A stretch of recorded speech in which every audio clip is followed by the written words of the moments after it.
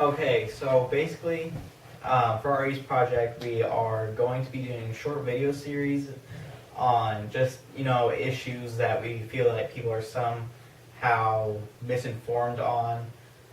Through it, we're hoping to better understand editing and personally just being able to talk, just make it up as you go.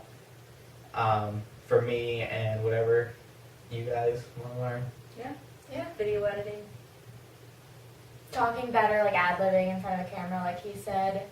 Okay, so for our first topic, we thought, just a simple one that a lot of people are already pretty, knowledgeable about. But some of the finer points that they may not know, I even learned a couple things throughout this. And we actually decided to go with animal shelters and how they're not always a beneficial place for animals to go. If Emily would like to elaborate on it a little bit. Yeah, a lot of people feel like when they see an animal, they just want to feel better about themselves, so they take it to a animal shelter. But a lot of them don't realize that a majority of the animal shelters out there actually end up euthanizing or killing the animals. And the way they kill them are really inhumane. Like, for example, some of them put the animals in gas chambers.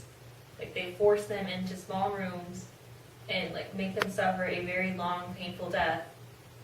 And another way is they use these things called heart sticks, where it's like a shot, but it just goes straight into their heart and it kills them, usually pretty fast. But if they miss the heart, it's a really long, painful death for the animal. The gas chambers, they usually die by asphyxiation. When you think of carbon monoxide, you think of animals passing slowly, falling asleep and then going, but they're normally they have videos of them clawing on the kennels or the small room door, and it's just a bad way to go.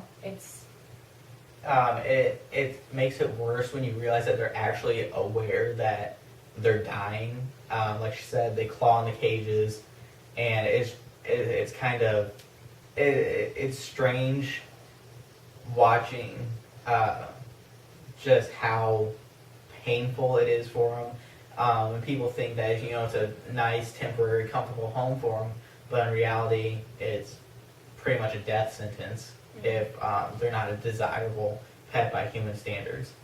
I mean, there are actually non-kill homeless shelters, like the Humane Society in Bloomington is a non-kill pet shelter, but those are really expensive to manage because they have to have the community so involved into it so they can have enough money, donations and workers and everything.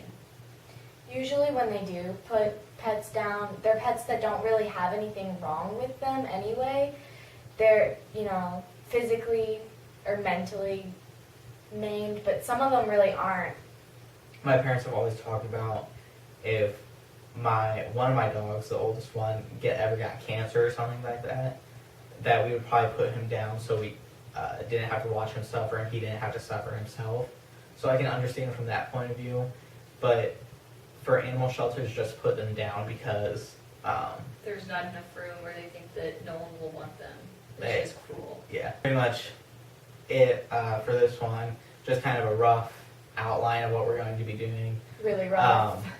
Not all of them are going to be. I sound Canadian there for a second. Not all of them are going to be this morbid, but this is a pretty broad topic that we figured most people knew more than a little bit about. Yeah. So we figured this would be a pretty easy one to tackle for our project proposal. And we're definitely looking forward to seeing what the response is to it. So thanks for watching.